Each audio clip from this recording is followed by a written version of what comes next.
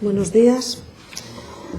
La revisión de las noticias en torno a las actuaciones del Gobierno sobre el patrimonio prerrománico asturiano dan fe de que sin duda es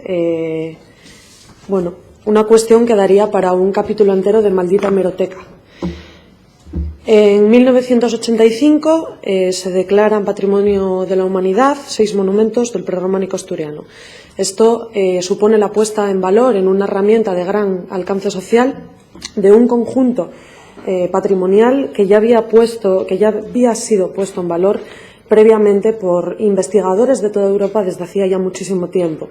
Han pasado 30 años desde aquella declaración y el Gobierno asturiano ha sido absolutamente incapaz de liderar un proyecto serio que garantice su conservación. En 2006, como os ha comentado, dos arquitectos por todos conocidos, Fernando Nanclares y Antón Capitel, acometieron la elaboración de ese plan director de prerrománico que 10 años después no solo no se ha puesto en marcha, sino que además ha quedado, como comentaba hace poco una portavoz, olvidado probablemente en algún cajón de algún despacho.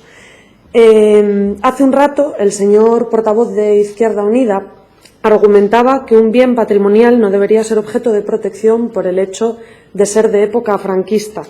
No están muy lúcidos en lo que se refiere al patrimonio. No podemos estar de acuerdo en esto de la misma manera que no podemos estar tampoco de acuerdo en la creación de un organismo autónomo para la gestión del patrimonio prerrománico asturiano, para el conjunto del prerrománico asturiano, tal y como propuso el Grupo de Izquierda Unida en Oviedo. Lo que necesita el prerrománico es voluntad política y financiación, no un nuevo chiringuito donde colocar a la familia socialista asturiana. En 2012, un grupo de investigadores compuesto por historiadores del arte y geólogos en la Universidad de Oviedo alertaban del continuo deterioro de los monumentos derivado de los efectos de la humedad en las estructuras exteriores y al desgaste de los materiales. Y ya en aquel momento aconsejaban actuaciones urgentes e inmediatas. Pero la inmediatez y las respuestas rápidas también sabemos que no son el punto fuerte del Gobierno asturiano. 2 años después, en 2014, la UNESCO incidía en su último informe sobre la situación del prerrománico de la falta de un plan de gestión del prerrománico y exigía establecer medidas correctoras necesarias en los entornos de los monumentos. Entre otras cuestiones, también criticaba este informe, repito, de la UNESCO de 2014, el nulo contacto en la gestión del patrimonio prerrománico con las empresas culturales directamente relacionadas con el asunto, principalmente con aquellas directamente vinculadas a la gestión de visitantes.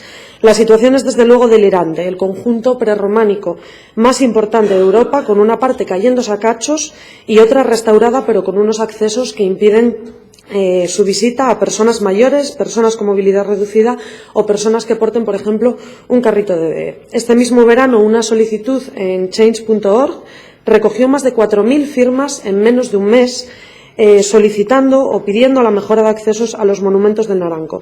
La solicitante exponía, y cito literalmente: como guía de turismo, cada vez desaconsejo más la visita a los monumentos prerrománicos del Monte Naranco, salvo que el grupo esté realmente interesado en este estilo arquitectónico y preparado para hacer frente a las pésimas condiciones de acceso que tiene el complejo.